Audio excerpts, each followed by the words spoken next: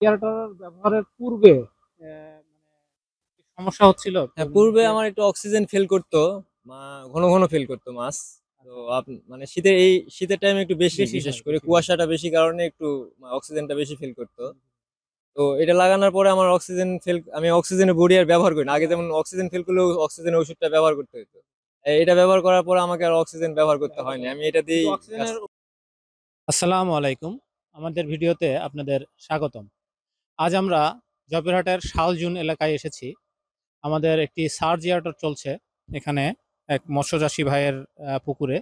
তো আমরা আজকে এখানে জানবো যে আসলে উনি এয়ারটর ব্যবহারের আগে ওনার কোনো প্রবলেম ফেস করতেছিল কিনা, বা এয়ারটর ব্যবহারের পরে উনি কোনো লাভবান হয়েছে কিনা, বা কোনো সুবিধা পাইছে কিনা, সেই জিনিসটাই। কারণ আপনারা অনেক সময় জানতে চান যে এয়ারটর ব্যবহারের পরে তারা মানে চাষিরা কি ধরনের উপকার পায় আর কি। তো ভাই আসসালামু আলাইকুম। ভাই আপনার একটু নামটা আমার নাম সোহান।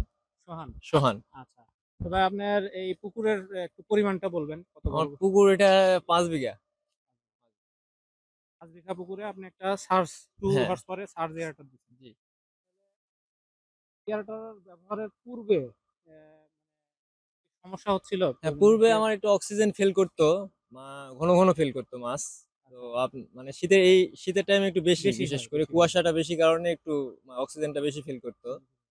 তো এটা লাগানোর পরে আমার আমি অক্সিজেনের বডি আর ব্যবহার করি না। আগে যেমন অক্সিজেন ফিল করলেও অক্সিজেনের ওষুধটা ব্যবহার করতে হতো, এটা ব্যবহার করার পরে আমাকে আর অক্সিজেন ব্যবহার করতে হয়নি, আমি এটা শুধু দিয়েই কাজ। অক্সিজেনের ওষুধ যখন ব্যবহার করতেন তাও হ্যাঁ। কি পুরো কাভার দিত সেটা? না, পুরো কভার হইতো না, পুরো তারপর cover আমাকে হয় না। হয়তোবা পুরো নাইট গার্ডকে নামে দিয়ে ওই হ্যাঁ চারি হ্যাঁ, দিয়ে ঢেউ করে নিয়ে, নড়ানো হ্যাঁ লাগতো, চারি দিয়ে নড়ানো। ঢেউ কিংবা 2-4 জনকে নামায় দিয়ে একটু ঢেউ ঢেউ করে নিয়ে আর রাখতো। হ্যাঁ, আর ওইটা তো ইফেক্ট বেশিক্ষণ থাকে না, না মানে আধা ঘন্টা হ্যাঁ হ্যাঁ। 25 মিনিট জি। এই আর একজনের পক্ষে সম্ভব না কয়েকজনের পক্ষে এত বড় এত পুকুর বড় কাভার করা। কভার করা সম্ভব না।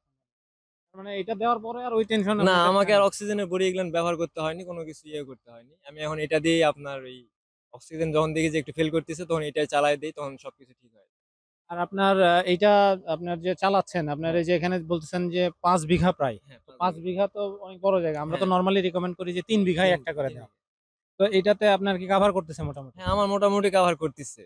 এখন আপনার ঘনত্বটা কি দেওয়া আছে, যে স্বাভাবিক সময় যে ঘনত্ব দেন না, সেই তার রকম? চেয়ে বেশি দেয়া আছে আমার। তার চেয়ে বেশি। ওই বিঘায় যেটা আমরা আগে 1 বিঘায় যে মাছ সেটিং দিতাম, আমি 2 বিঘার মাছ 1 বিঘাতে সেটিং করা আছে আমার, আচ্ছা, তো ওইভাবেই এখানে দেয়া কি কি আছে। কি কি মাছ ছাড়ছেন আপনি এখানে? এখানে আমার পবা, ট্যাংরা, মাগুর, রুই মির্গা, সিলভার ব্রিগেড, কাতল, ব্ল্যাক কাপ, গ্লাস কাপ সব ধরনের মাছই আছে। আচ্ছা, তো আপনি এখন কি দেখতেছেন মাছের গ্রোথের কি অবস্থা, যে হ্যাঁ, মাছের গ্রোথ মোটামুটি ভালো, খারাপ না। মানে আহ, নির্দিষ্ট সময়ে কি, নির্দিষ্ট নির্দিষ্ট সময়ে গ্রোথটা কি আসে? হ্যাঁ, নির্দিষ্ট সময়ে আসে। আগে যেমন দেখতাম এটা ছাড়া আগে তেমন একটা গ্রোথ বেশি পাইনি, এখন আসে একটু গ্রোথটা ভালো আছে। আচ্ছা, মানে ইয়ারটার ব্যবহারের ফলে হ্যাঁ আপনি মনে করতেছেন যে হ্যাঁ, একটু গ্রোথটার গ্রোথটা ভালো গ্রোথটা আসতেছে। ভালো।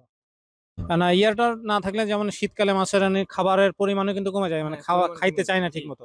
এখন কি অবস্থা, এখন না, মোটামুটি এখন শীত? আমি আমার পরে নিয়ে আমার নিয়মিত আমার যে খাবারটা গরমের সময় পরে কিংবা নর্মালি আমি যে খাবারটা প্রয়োজন সেটাই দেই।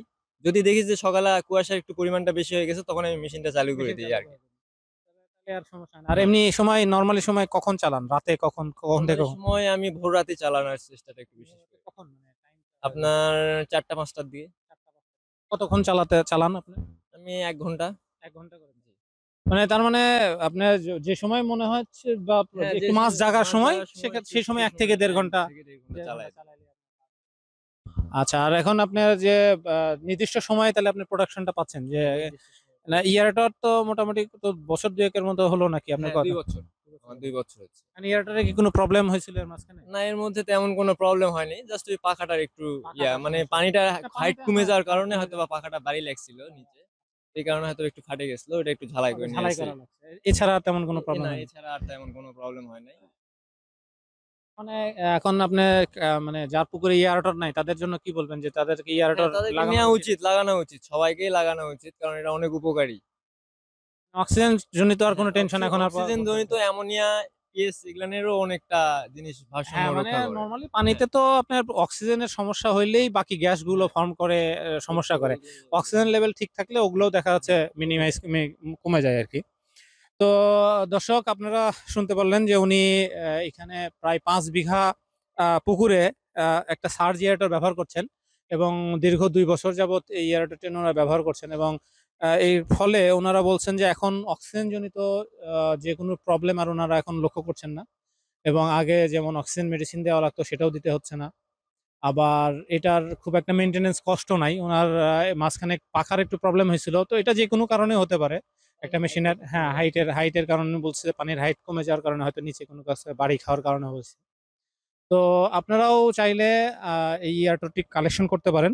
ইয়ারটর সম্পর্কে যদি আরো কোনো তথ্য জানার থাকে আপনাদের, তাহলে অবশ্যই স্ক্রিনে দেওয়া নম্বরে যোগাযোগ করবেন। আর কোনো কিছু কোশ্চেন থাকলে কমেন্ট করে জানাবেন, আমরা উত্তর দেওয়ার চেষ্টা করব। আর আমাদের ভিডিওটি যদি ভালো লাগে অবশ্যই লাইক করবেন, কমেন্ট করবেন, আপনাদের ফ্রেন্ডদের সাথে শেয়ার করবেন এবং আমাদের চ্যানেলটি সাবস্ক্রাইব করতে ভুলবেন না। ধন্যবাদ সবাইকে।